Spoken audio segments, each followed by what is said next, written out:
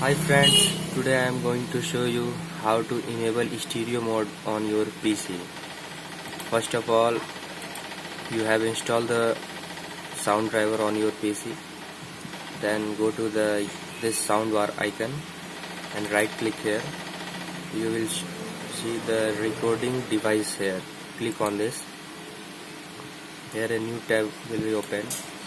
Now again click the show disable devices.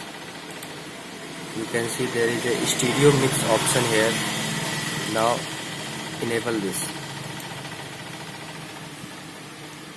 After enable this, you can see the stereo mix is on, and if you have to check, just increase or decrease the sound bar. Your device will properly work, and you can see here the stereo mix option. A green bar will be up and down, that means your sound recording will be enabled. You can see, that's it.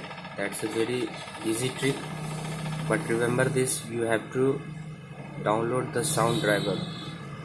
You can see my sound driver is Realtek high definition audio. Just download it.